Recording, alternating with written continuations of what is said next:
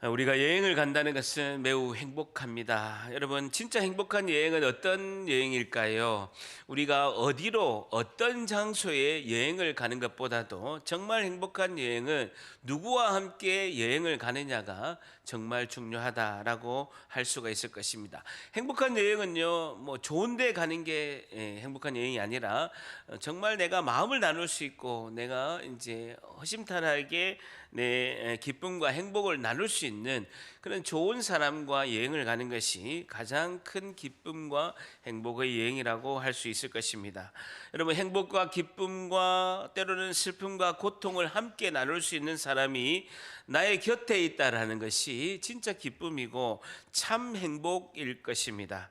여러분, 국회의원 선거가 이제 곧 다가오게 되는데 제가 인터넷을 보니까요, 어떤 국회의원은 이렇게 표를 했더라고요. 자기를 소개할 때 이런 표현을 쓰는 것을 어제 네이버에 보니까 나오더라고요. 함께 있으면 좋은 사람 땡땡땡. 플랜카드를 걸었는데요, 함께 있으면 좋은 사람 땡땡땡. 그런 저에게 한 표를 찍어달라라고 이렇게 플랜카드를 붙였더라고요. 여러분, 인생은 여행과 똑같습니다. 함께 할 수 있는 사람으로 인해서 우리는 인생은 행복하고 기쁜 인생이 될 수 있다라는 것이죠. 그런데요, 반면에 인간관계에 있어서 갈등이 있고 관계에 단절이 있게 되면 우리에게 엄청난 아픔과 고통이 되기도 한다라는 것이죠. 때로는 오해로, 때로는 시기 질투로, 때로는 각각 개인의 트라우마와 상처로 인해서 인간관계의 힘듦이 우리에게는 엄청난 아픔을 가져다 주게 됩니다. 여러분, 이 땅에서 예수님의 머리가 되신 교회도 천국이 아니다 보니까 교회 안에서도 연약한 성도들이 이렇게 모이게 됩니다. 그렇게 되면 영적 전쟁이 있고 또 갈등이 있게 되고, 모든 교회에서도 이런 갈등과 시험 드는 일이 전 세계에 있는 모든 교회도 다 있게 된다는 거예요. 여러분, 교회는 천국이 아니다라는 거예요. 뭐 하물며 우리가 사는 그런 이제 세상도 그런 영적 전쟁과 갈등과 인간관계에 있어서 힘듦이 너무나 많이 있다라는 것입니다. 여러분, 뭐 어느 교회든지 동일하지만 담임 목사가 가장 중요하고 가장 중점하는 사역은 어떤 갈등을 어떻게 해결하는가, 이게 많은 에너지를 이렇게 쏟게 됩니다.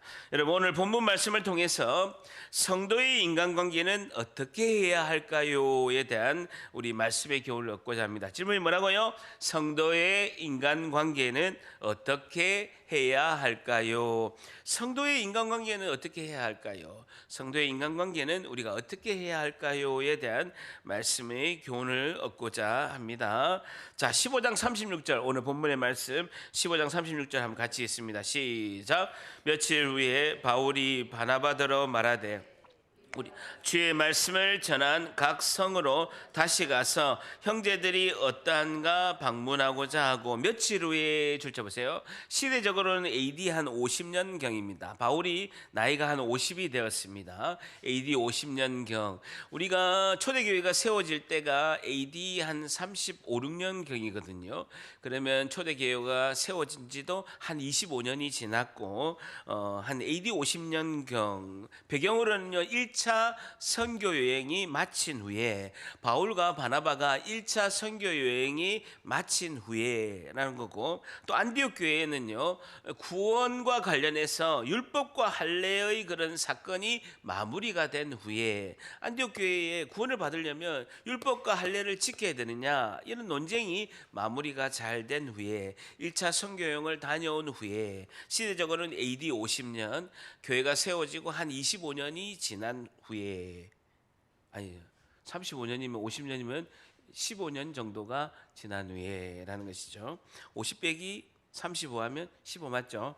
저도 틀릴 수가 있습니다. 자, 그런데요, 바울이 바나바더러 말하되, 바울이 바나바에게 제안을 합니다. 뭐라고 제안하냐면요, 줄자 보세요.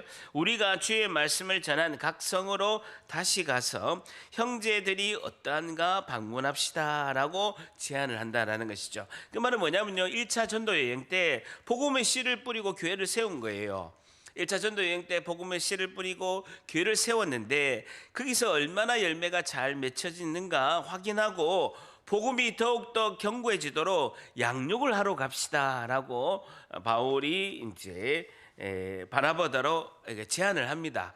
우리가 복음의 씨앗을 뿌린 그곳에 다시 2차 전도 여행을 가서 얼마나 잘 열매가 맺히고 우리가 또 복음을 더 견고하게 또 선포해서 또 이렇게 든든하게 설 수 있도록 양육을 합시다라고 이야기를 하죠. 자, 그런데요, 37절 같이 있습니다. 시작. 바나바는 마가라 하는 요한도 데리고 가자고 하나라는 거예요.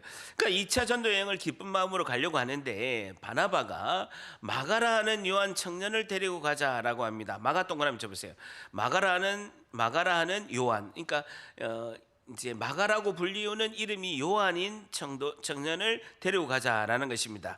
근데 마가 동그라미 치시면요, 골로새서 4장 10절에는 이 마가가 바나바의 생질 마가와라고 언급하고 있습니다. 그러니까 마가는요, 바나바의 생질이라는 거죠. 생질이란 건 뭡니까? 누나의 아들이죠. 누나의 아들. 그러니까 사촌 조카예요. 그리고 바나바는 뭡니까? 외삼촌이죠. 마가의 외삼촌이 바나바고 마가는 바나바의 사촌 조카입니다. 사촌 조카. 누이의 아들을 생질이라고 하는 것이죠. 어쨌든 외삼촌인 바나바는 자신의 사촌 조카인 마가를 이번에 한번 다시 데려갑시다라고 바울에게 이야기를 한다라는 거예요. 그럴 때 바울의 반응이 38절입니다. 38절 같이 있습니다. 시작. 바울은 밤빌레야에서 자기를 떠나 함께 일하러 가지 아니하는 자를 데리고 가는 것이 옳지 않다 하여 밤빌리아에서 자기를 떠나 줄쳐 보세요. 밤빌리아 동그라미 쳐보세요. 1차 선교 여행할 때 밤빌리아라는 곳에서 마가가 도중 하차를 한 거예요. 무단 이탈을 해서 예루살렘으로 돌아간 거예요. 이 밤빌리아가 어떤 곳이냐면요, 길이가 130km가 되고 폭이 한 50km 되는 곳인데 여기가 산악지대입니다. 그래서 밤빌리아인들은 대부분이 해적이에요. 그 밤빌리아인 사람들은요, 대부분이 해적이고, 밤빌리아에 보게 되면요, 타우루스 산이라는 곳이 있어요. 밤빌리아의 그 북쪽에 보게 되면 타우루스라는 산이 있는데 그것을 넘어가야 그 밤빌리아를 지나갈 수가 있는 거예요. 근데 타우루스 산은 무엇이 많냐면요, 도둑이 많아요.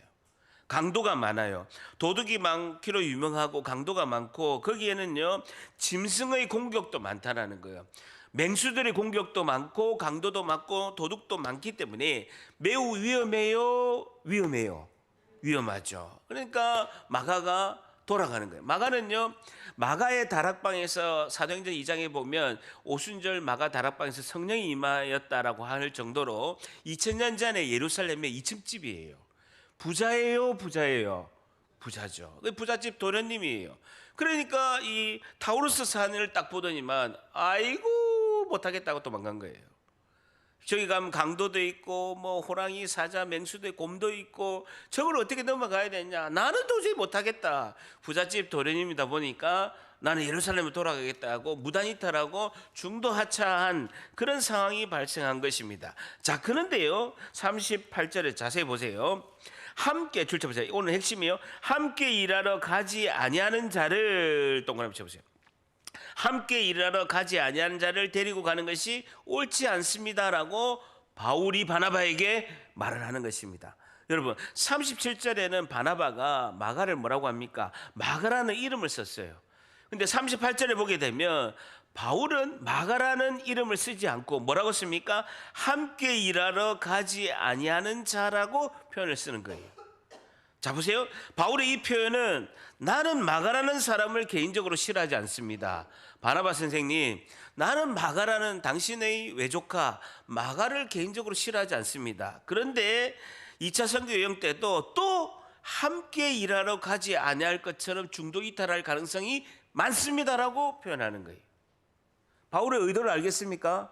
2차 여행 가봤자 이 청년이 또 부잣집 도련님이기 때문에 또다시 함께 일하러 가지 아니하고 중도 이탈하고 도망갈 수가 있다.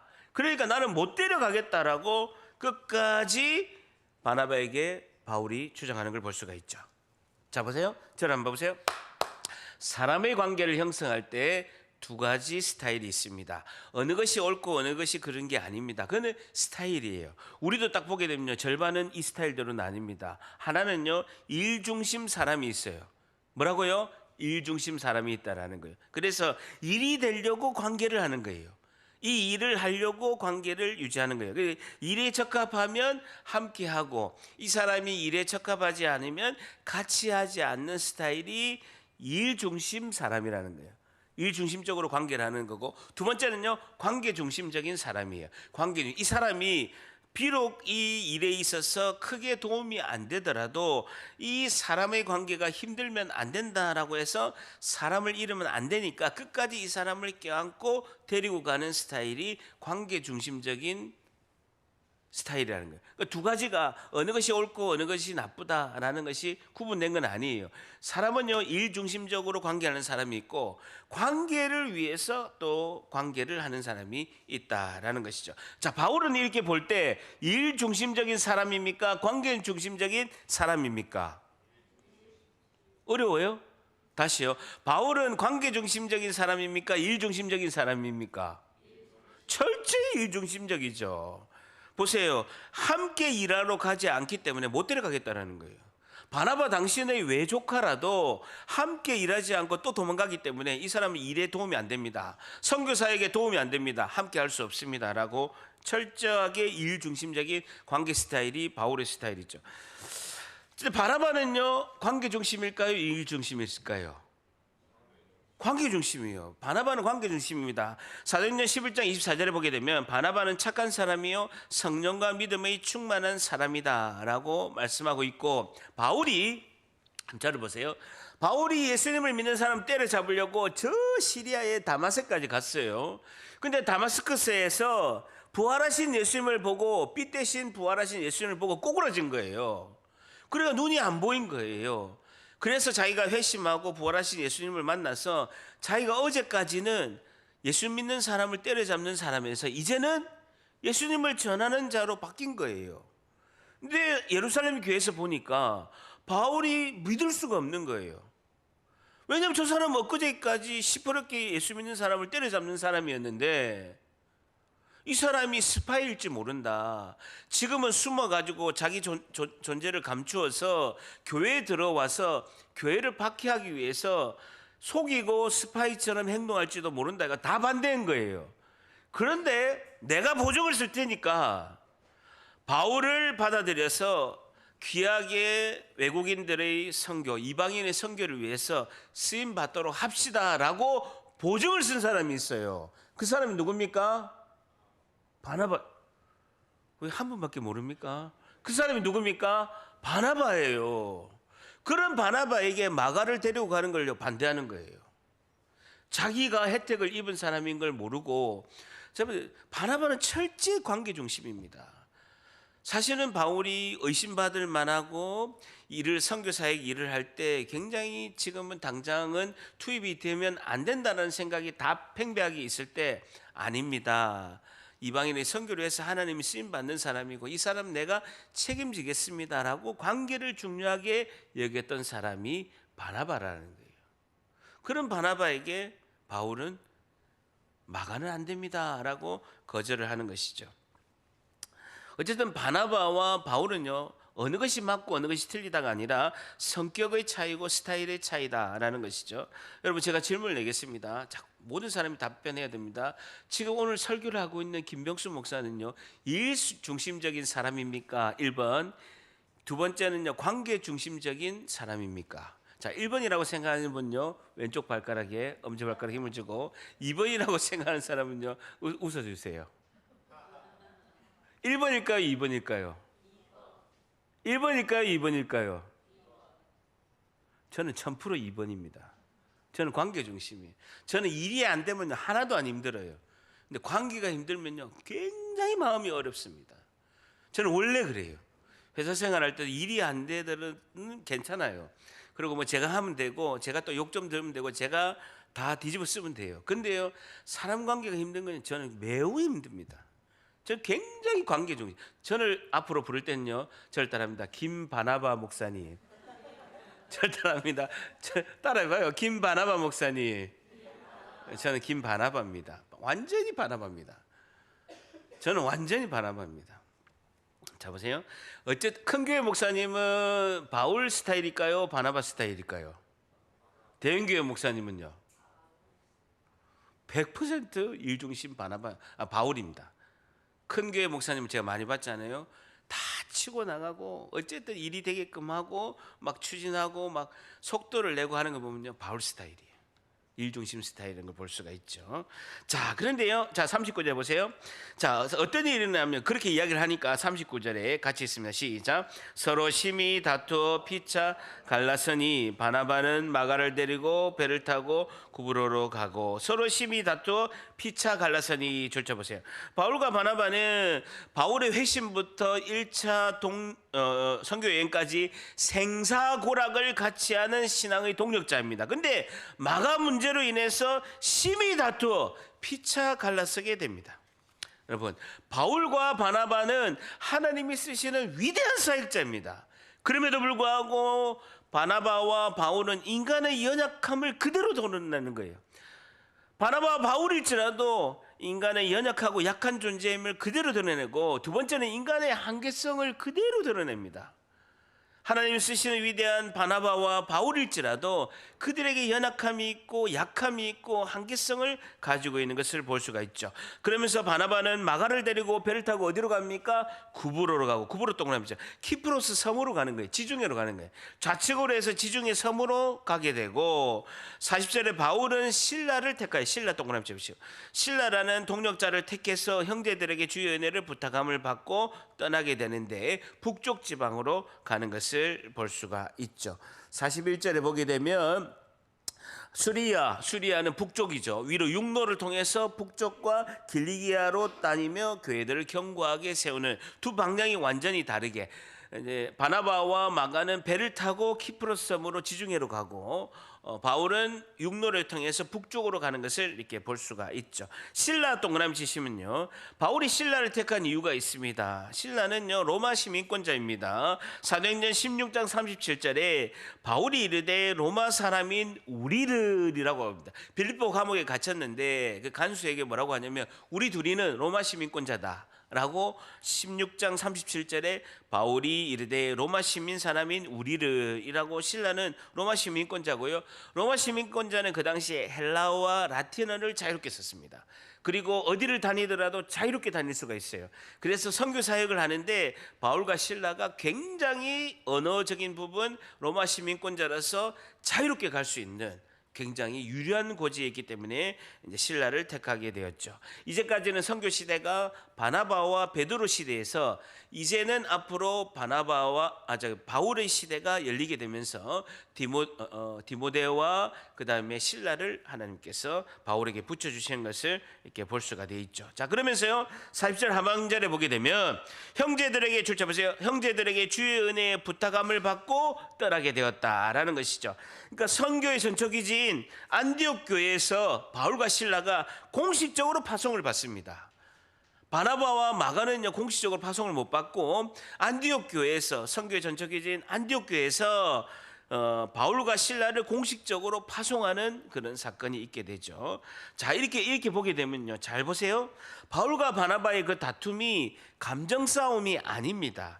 바울과 바나바가 성격 차이고 스타일의 차이인데 감정 싸움이 아닌 것을 이렇게 발견하게 되죠. 여러분 39절, 40절, 41절 한번 39, 40, 41절 같이 읽습니다. 시작. 바나바는 39절, 40절, 41절 시작. 서로 심히 다투어 피차 갈라서니 바나바는 마가를 데리고 배 타고 구브로로 가고 바울은 신라를 택한 후에 형제들에게 주의 은혜의 부탁함을 받고 떠나 수리아와 길리기아로 다니며 교회들을 견고하게 하니라 라는 것입니다. 바울과 바나바가 그 전에 잘 협력했습니다. 그런데 일을 지금 하려고 볼 때, 하나님 일을 할 때 성격이 차이가 난 거예요. 그래서 한 팀으로 의견의 차이가 없이 하다가 그 다음에 의견 차이가 딱 생기니까 이런 갈등을 가지고 한 팀으로 일하는 것보다는 차라리 헤어져서 사역을 효율적으로 하는 것이 좋다, 낫다라고 이렇게 생각을 하게 된 것이죠. 최선이 아니면 차선의 선택을 하는 것이 맞다라는 거예요. 최선이 아니면 최고의 차선을 선택하는 것이 맞다는 거예요. 사역에서 굉장히 중요합니다. 저를 따라합니다. 최선이 아니면 최고의 차선을 선택한다. 최선이라고 생각했는데 한 팀으로 하는 게 맞을 거라고 생각했는데 갈등이 일어날 것 같은 거예요. 그러면 차선의 최고의 차선을 선택하는 것이 중요하다는 거예요. 떨어져서 하는 것이 맞겠다. 그것이 효율적이겠다라고 생각하는 것이죠. 서로 떨어져서 시간을 두고 생각하면서 각자의 사역을 하는 것이 맞겠다라는 것으로 결론을 내는 거죠. 그렇게 하는 이유는요, 단 하나입니다. 최소한 서로 간의 관계 단절만큼은 피해야 되겠다라는 거예요. 최소한 서로 간의 관계 단절만큼은 피해야 되겠다라고 하면서 헤어지는 거예요. 임시적으로 헤어져서 서로를 생각하고 서로를 돌아보는 시간이 필요하다. 그것은 최소한 서로 간의 관계 단절을 피하는 시간이 필요하다는 것이죠. 오늘의 첫 번째, 성도의 인간관계는 어떻게 해야 할까요? 첫 번째, 성도는 인간관계의 단절은 피해야 합니다라는 것이죠. 성도는 인간관계의 단절은 피해야 합니다라는 것입니다. 뭐라고요? 성도는 인간관계의 단절은 피해야 합니다. 같이 한 팀 해가지고 난리 나가지고 다시는 너 안 보겠다고 다투고 다시는 이렇게 하는 것보다는 따로 떨어져서 두 팀으로 사역하면서 인간관계 단절을 피하고 서로 간에 떨어져서 시간을 두고 각자가 생각하는 최선의 차선책을 선택했다라는 것이죠. 여러분, 대한민국 사람이요, 감정적일까요? 이성적일까요? 매우 감정적입니다. 여러분, IMF 딱 터지니까 집에 있는 금 다 팔아. 2002년도 월드컵 하니까 집에 다 나와. 밤새도록 대한민국하고 빵빵빵빵빵하고 난리가 나는 거예요. 매우 감정적입니다. 지중해 있는 사람들이 매우 감정적이에요. 이탈리아 사람들이 엄청 감정적이거든요. 한반도에 이렇게 대륙의 해안으로 있는 이렇게 민족이 보면요, 매우 감정적인 걸 볼 수가 있습니다. 그러니까 한국 사람 뭐 아니면 도라고 해서요, 한번 싸우면 끝을 봅니다. 그래서 가족 친척이라도 다시는 안 보게 되는 경우가 많이 있다는 것이죠. 여러분, 우리 교회는 한 번도 그런 적이 없는데요, 교회 안에서도 시험이 들면요, 끝장을 보려는 경우가 많이 있습니다. 우리 교회는 6년 동안 한 번도 그런 일이 없었습니다. 근데 제가 많은 교회를 봤잖아요. 여러분, 주방권세 국자 들고 싸우는 요 엄청 많아요. 화장실에 밀대 걸려 갖고 칼싸움하는 거 엄청 많아요. 밀대 갖고 찌른다니까요. 국자 갖고 엎어볼까 이런 거 엄청 많다고요. 여러분, 주방권세 무섭습니다. 국자 드는 순간에요, 하나님 아래 아무것도 없습니다. 하늘 아래 아무도 권세를 이길 수가 없다니까요. 그런 경우가 많이 있어요. 여러분, 유튜브 보세요. 진보 뭐 보수 나눠가지고 끝장을 보잖아요. 다 틀렸어요. 근데 꼭 그렇게 하잖아요. 여러분, 바나바와 바울은요, 의견과 일을 하는 스타일이 다를 뿐입니다. 근데 서로가 동력자로 생각하고 끝까지 관계 단절을 피하면서 지혜롭게 하는 것을 볼 수가 있다라는 것이죠. 자, 보세요. 39절에서 41절에 보게 되면, 어쨌든 1차 전도 여행 때 세워진 교회를 방문해서 교회를 든든히 또 세우기 위해서 이렇게 흩어지는데, 목적은 같습니다. 양육을 해야 되고 그 세웠던 교회를 다시 돌아보는 건 같는데, 같은 장소를 가지 않고 방향을 서로 피하는 걸 볼 수가 있죠. 경쟁과 충돌을 피하기 위해서 서로에 대한 배려를 하는 모습을 볼 수가 있죠. 39절을 보게 되면 바나바와 마가는 배를 타고 키프로스 섬, 구브로 섬으로 좌측으로 이렇게 가게 되고, 바울과 실라는 수리아 길리기아 북쪽으로 육로를 이동해서 서로가 부딪히지 않게끔 그렇게 하는 배려를 볼 수가 있다라는 것입니다. 바울과 바나바는 다툼은 있었지만 서로가 지혜롭게 사역의 계획을 세워서 신앙과 결단의 의지를 계속 추진해 가면서 계속 하나님의 일을 한쪽은 북쪽으로 가고 한쪽은 이제 서쪽으로 가면서 지혜롭게 하는 것을 볼 수가 있죠. 다시 말해서 바울과 바나바는 교회를 향한 자세와 하나님을 향한 태도가 단 한 번도 근본적으로 흔들린 적이 없다는 거예요. 다툼은 있었지만 교회를 향한 자세와 하나님에 대한 사역의 그런 마음과 태도는요, 단 한 번도 흔들림 없이 진행된 것을 볼 수가 있다는 것이죠. 두 번째, 성도와 인간관계는 어떻게 해야 될까요? 두 번째, 성도는 하나님을 향한 근본적인 태도는 변함이 없어야 합니다라는 것이죠. 성도는 하나님을 향한 근본적인 태도는 변함이 없어야 합니다라는 것입니다. 하나님을 향한 근본적인 태도는 변함이 없어야 합니다라는 것이죠. 여러분, 교회에서 조금 어려움이 있다고 해서 시험을 든다고 해가지고요, 교회를 떠나는 일이 있으면 절대로 안 됩니다. 하나님에 대한 그 태도가 하나님의 곁을 떠난 일이 있으면요, 매우 어리석은 행동이다라는 것입니다. 여러분, 사탄만 박수치는 일이에요. 교회는요, 반드시 시험 드는 일이 있습니다. 교회는 연약한 존재이기 때문에 갈등이 있게 되고 오해가 있게 되고요, 힘든 일이 있어요. 그게 사탄이 하는 행동이에요. 사탄은요, 밥 먹지도 않고 쉬지도 않고 내 그 일을 해요. 자기 직업이에요. 어쩔 수 없어요. 그래서 사탄 박수치는 일을 하면 우리가 안 된다는. 교회는, 여러분, 교회는 절대 교회는 천국이 아니다. 우리가 죽어서 마지막에 가는 천국이 아니에요. 교회는 우리가 연약하고 존재적인 죄인들이 모여 있는, 하나님을 찬양하고 하나님을 믿고 예수님을 믿는 자들이 모인 곳이 교회예요. 그러면요, 갈등이 있게 되고 어려움이 있어요. 우리가 살고 있는 세상도 더더욱 그렇습니다. 교회나 직장이나 사업터나 가족 간에는요, 항상 영적 전쟁이 있고 그다음에 갈등이 반드시 있어요. 그럼에도 불구하고 우리가 감정적으로 행동하지 않고 잠잠히 기도하고 하나님을 향한 근본적인 태도는 변함이 없어야 할 줄 믿습니다. 여러분, 우리가 38절까지 보게 되면요, 외부적으로 보면 두 지도자가, 안디옥 교회에서 가장 중요한 지도자 담임 목사 누굽니까? 바나바.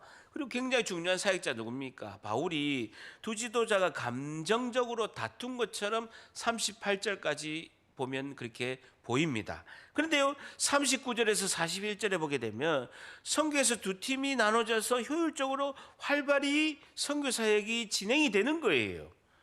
이 사건을 계기로 바울은 앞으로 자신은 소신 있게 선교 사역을 펼쳐나갑니다. 바울이 2차 전도 여행 때요, 그 계기로 3차 마지막 전도 여행까지 활발하게 사역을 합니다. 자기가 소신껏 사역하게 돼 있어요. 그래서 하나님께서 바울과 바나바를 두 팀으로 갈리면서 새로운 선교의 시대를 여는 하나님의 섭리고 하나님의 뜻인 줄 믿습니다. 다 같이 절대합니다. 하나님은 반드시 선한 뜻을 가지고 계신다. 한 번 더. 하나님은 반드시 선한 뜻을 가지고 계신다. 눈으로 보기에는 다투고 우당탕하고 왜 담임 목사하고 그 사역자가 싸우냐 이렇게 보이지만, 하나님이 두 팀으로 나눠서 본격적인 바울의 시대를 열고 선교 사역을 훨씬 더 효과적으로 하기 위해서 그 다툼을 하나님이 이용하시는 것입니다. 로마서 8장 28절에도 우리가 알거니와 하나님을 사랑하는 자 곧 그의 뜻대로 부르심을 입은 자에게는 모든 것이 합력하여 선을 이루니라 라고 말씀하고 있습니다. 다툼과 갈등과 시험과 어려움을 다 모아서 합력하여서 하나님께서 선을 이루신 줄 믿습니다. 여러분, 제가 가만히 계산을 해보니까 건설회사 떠난 지 17년 됐어요. 그리고 방송국, 기독교 방송을 떠난 지도 이제 곧 10년이 다 됐습니다. 근데 저는요, 직장생활 23년 한 동안요, 단 한 명의 원수도 없습니다.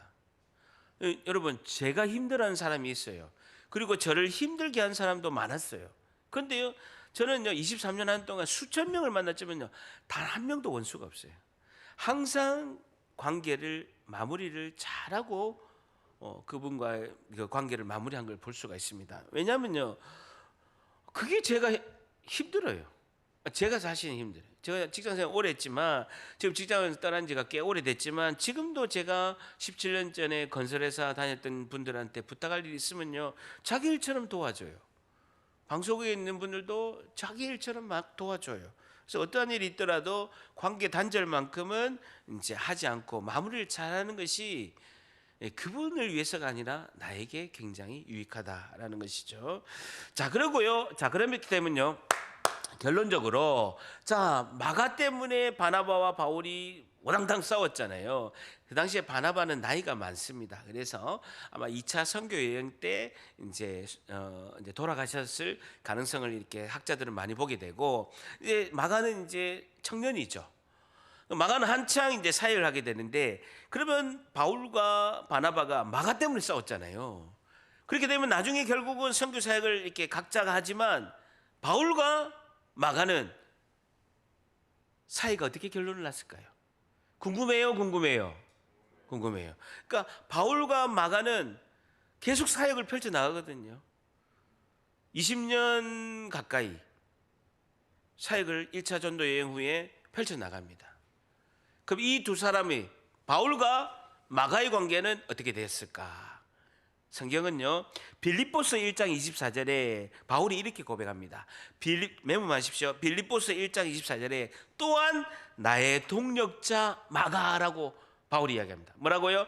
또한 나의 동력자 마가라고 이렇게 표현하고, 그리고 바울이 마지막 순교하기 전에 마지막으로 쓴 편지가 디모데후서입니다. 디모데후서 4장 11절에는 바울이 로마의 그 추운 마메틴 감옥에서 겨울을 보내면서 자신이 순교할 걸 이제 예감합니다. 며칠 있으면 내가 목이 참수형이 되어서 로마의 시민권자이기 때문에 십자가에 못 박히지는 않지만 목이 잘려서 내가 순교할 때가 다 됐구나. 로마에 제가 가보니까 그 지하에 마메틴 감옥이 있어요. 절대로 거기서 나올 수가 없습니다. 지하의 깊은 지하 3층의 마메틴 감옥에서 굉장히 추워요. 그 추운 지하 감옥에서 본인이 순교를 앞두고 마지막으로 쓴 편지가 디모데후서입니다. 디모데후서 4장 11절에는 바울이 누가에게 이렇게 얘기합니다. 누가만 나와 함께 있느니라. 그리고 디모데에게 네가 올 때에 마가를 데리고 와라 라고 합니다. 내가 지금 곧 순교하는데 내 앞으로 내 사역을 후계를 이어가고 이 선교의 사역을 계속 이어갈 사람이 내가 가만히 보니까 마가가 생각이 난다. 그러면서 나의 동력자 마가를 데리고 오라 라고 하면서 마가를 어떻게 평가하느냐. 디모데후서 4장 11절에는요, 그가 나의 일에 유익하니라 라고 했습니다. 마가는 나에게 유익한 자다 라고 이야기하는 거예요. 바울이 그렇게 한참 지나고 나서 마가를 평가할 때 그가 나에게 매우 유익한 자였다라고 이렇게 고백하는 것을 볼 수가 있는 것이죠. 마가가 바울의 동력자로 바울의 선교 사역을 이어갈 자로 변화가 된 것은요, 누구와 마가에게 영향을 미쳤을까요? 자, 보세요. 마가가 이만큼 변한 거예요. 여러분, 힘들다고 그 산에 산적들이 많고 도적들이 많고 맹수가 많으니까 도망가고 그렇게 했던 연약한 마가가 훌륭한 선교의 하나님의 사역자로 자라게 된 거예요. 변화가 된 거예요. 이렇게 변화가 될 때 마가를 결정적으로 이렇게 만든 사람이 누굽니까? 설교가 어렵습니까? 다시요. 마가가 바울의 동력자로, 바울이 생각하기에 나에게 유익한 자로 생각할 만큼 마가가 변화되고 자란 거예요. 굉장히 선교의 중요한 인물로 부상할 정도로 자란 거예요. 이렇게 마가가 바울의 동력자로, 그리고 바울의 선교에 있어서 반드시 후임으로 이어갈 자로 변화된 것은요, 결정적으로 마가의 외삼촌인 바나바의 역할이 컸다라는 것이죠. 바나바가 마가를 양육하고 사역을 가르치고 바나바가 목숨을 다할 때까지 마가를 잘 훈련시킨 것을 볼 수가 있다는 거예요. 바나바의 영향이 컸다라는 것이죠. 그래서 마가는 바나바를 통해서 잘 다듬어지고 양육을 받았다라는 것입니다. 이 놀라운 하나님의 섭리예요. 여러분, 마가는요, 바울 밑에는요 훈련 못 받아요. 약해? 너 아웃. 이게 바울의 스타일이에요. 근데 바나바는 그래도 설득하고 잘하도록 하고 그래도 잘할 수 있도록 계속 이렇게 훈련시키고 다듬어가는 건요, 바나바의 스타일이에요. 그러니까 하나님은요, 일단은 바울 밑에서는 훈련을 마가가 못 받아. 그러니까 바나바 밑으로 가고 바울에게는 일단은 마가하고 떨어지는 것이 좋겠다라고 하나님이 생각하신 것이죠. 어쨌든 마가의 양육의 적격자는 바나바인 것을 볼 수가 있습니다. 어쨌든 여러분, 우리가 같으면요, 마가 때문에 다시는 저 인간은 원래 저러기 때문에 다시는 너하고 안 봐라고 하는 것이 우리 대부분이죠. 그런데요, 바울은 마가에 대한 편견을 깨고 나의 동력자 마가, 디모데후서 4장 11절에는요 나에게 유익한 자 마가라고 이렇게 표현을 쓰는 것을 볼 수가 있습니다. 이것은요, 바울도 나이가 들어서 변화되었고 청년 마가도 세월이 흐르면서 성숙해지는 모습을 볼 수가 있다라는 것입니다. 자, 그래서 세 번째, 마지막으로는요, 성도의 인간관계는 어떻게 해야 될까요? 마지막 세 번째, 성도는 궁극적으로 화해의 길을 가야 합니다라는 것이죠. 성도는 궁극적으로 화해의 길로 가야 합니다라는 것입니다. 성도는 궁극적으로 화해의 길로 가야 합니다라는 것입니다. 인간관계의 단절은 피해야 되고요. 하나님을 향한 근본적인 태도는 변함이 없어야 됩니다. 시험 들고 어렵다 가지고 교회를 떠나고 이렇게 하면 안 된다는, 신앙을 버리면 안 된다는 거예요. 세 번째는요, 궁극적으로 세월이 흐르면 화해의 길로 가야 합니다라는 것이죠. 여러분, 제가 질문하겠습니다. 사람은 잘 안 변해요? 잘 안 변해요? 사람 잘 안 변합니다. 여러분, 내가 예수님 믿기 전에, 어쨌든 제가 다시 한번 예수님 믿기 전에 내가 가지고 있던 기질, 그리고 내가 가지고 있던 그런 성격, 예수님 믿는다고 해서 변해요? 안 변해요? 여러분, 변합니까? 다시 한번 질문할게요. 내가 예수님 믿기 전에 이런 성격과 기질을 가지고 있었어요. 그럼 예수님 믿고 나니까 성격과 기질이 변해요? 안 변해요? 안 변해요. 변한 사람 지구상에 한 명도 없어요. 바울이 성격과 기질이 변했습니까? 안 변해요. 그전에는 내 이 성격과 기질을 가지고 내 뜻대로 내 마음대로 악한 열매를 맺는데 내가 에너지를 쓴 거예요. 그런데 이것이 이 성격과 기질을 가지고 하나님께서 선한 은혜 가운데 선한 열매로 맺고 하나님이 기뻐하는 열매로 맺게 하신 줄 믿습니다. 사람은 안 변합니다. 내가 보세요. 내가 급하고 우당탕한 성격, 그리고 바쁜데도 느긋느긋하고 느리고 속도 지는 거 바뀝니까 안 바뀝니까? 오늘 한 번만 대답을 하시네. 선물 드려야 되는데. 아니, 제가 잘 들어보세요. 우리가 예수님을 믿는다고 해서 내가 예수님 믿기 전에는 내가 막 급하고 우당탕한 성격이고 막 왈가닥이었어요. 그런다고 예수님 믿는다고 해서 이 성격과 기질이 바뀔까요? 안 바뀌어요. 그리고 내가 막 급한 일이 있어. 그런데도 느긋느긋하고, 그리고 꼼지락꼼지락하고 느긋느긋한 성격, 예수님 믿는다고 해서 바뀌어요? 안 바뀌어요? 안 바뀌어요. 안 바뀐다는 거예요. 그러니까 우리 자녀를 바꾸려고 하면 돼요? 안 돼요? 안 돼요. 우리 자녀 안 바뀐다니까요. 그런데도 내가 예수님 믿는다고 그 성격과 기질이 안 바뀝니다. 그럼에도 불구하고 우리가 어떻게 기도해야 되냐면요, 이런 성격과 기질도 하나님께서 선하신 용도로 사용하고 크게 사용하실 줄 믿습니다. 이렇게 기도하는 거예요. 그전에는 내가 악한 열매로 내 성격과 기질이 죄를 짓고 악한 열매를 맺는데 사용됐는데, 예수님 믿은 후에는 급하고 우당탕한 성격이나 느긋느긋하고 느린 성격이나 하나님의 뜻대로 선한 열매로 맺어질 줄 믿습니다 하고 기도가 바뀌어야 된다라는 것이죠. 여러분, 서두르지 마시고 조급해하지 마는 것이 중요합니다. 왜 우리 남편은, 왜 우리 아내는, 왜 우리 애들은, 왜 저 집사님은 이렇게 생각하지를 마시라는 거예요. 믿고 기다리고 기도하면 하나님께서 반드시 만들어 가실 줄 믿습니다.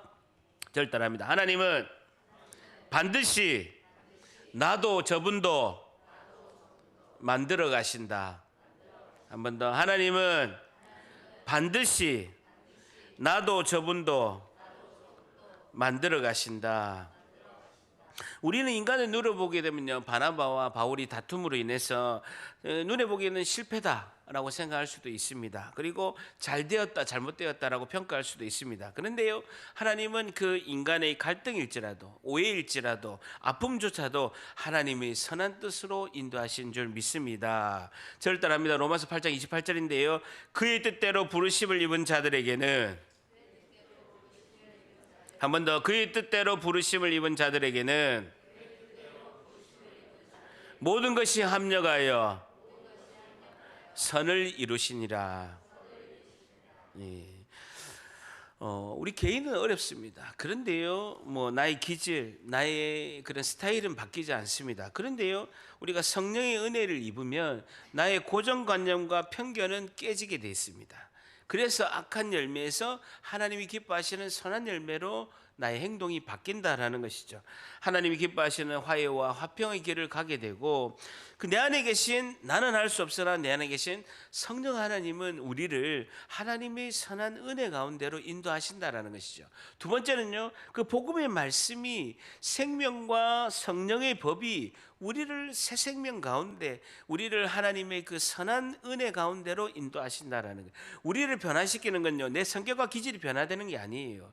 내 방향 자체가 이 성격과 기질을 가지고 악한 열매를 맺고 죄를 짓는 데 썼는데, 이 성격과 기질을 가지고 하나님의 선한 열매, 선한 은혜, 하나님이 기뻐하시는 열매 맺는 자로 바뀐다라는 거예요. 성격 기질은 안 바뀌어요. 근데 방향이 완전히 바뀐다는 거예요. 이 방향을 바꾼 것은요, 내 안에 계신 성령 하나님이 하시고, 두 번째는요, 그 복음의 말씀, 생명과 성령의 법, 로마서 8장 2절에 보게 되면, 이는 그리스도 예수 안에 있는 생명의 성령의 법이 죄와 사망의 법에서 너를 해방하였음이니라 라고 말씀한다는 거예요.